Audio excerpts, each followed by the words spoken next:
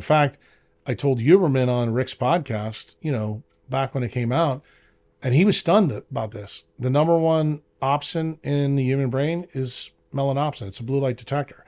And the reason why this stunned, the centralized scientists back in 2005, 2006 is because they're like, wait a minute, this is a blue light detector that comes from amphibians.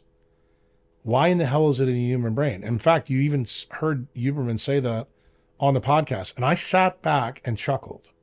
And I'm going to tell you the reason why I chuckled. This is important for you to hear because I want you to understand Huberman's a good guy. He works in a centralized place. He's a centralized guy. He believes in centralized science. But I want to show you and your audience why you have to question everything. This is a guy that works on cephalopods and didn't know that amphibians is where mammals came from 300 million years ago. So why wouldn't melanopsin be in the human brain? Because guess what? Mammals We came later, right? But that's what I'm trying to tell you. This is a cornerstone basic idea that I learned when I was 6 years old walking around the Museum of Natural History. And the reason I highlight this, Maria, is not to make fun of Andrew. I think he's a good guy. What I'm trying to tell you is that's why science is broken. Mm-hmm. And that's the reason why your audience has to question even the foundations.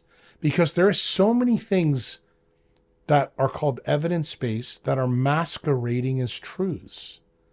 And guess what? The Heal Squad needs to employ via negativity. That's look for the superfluous and subtract it. And you're going to find, if you listen to me, if you do a good job yourself, you're not going to need doctors. And guess what? That's the real pointy needle of my arrow that I'm shooting at centralized medicine.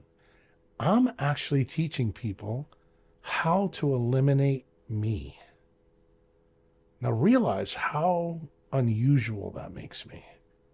And the reason is because I took my oath serious. I became a doctor because I'm fascinated by the human body. I have to tell you, this journey that I've been on for 60 years, this is the greatest journey ever. Why? Because the things that I've learned, the things that I had to unlearn to relearn, every single day of my life, I learned something new that I just sit back in my chair and go, nature is incredible.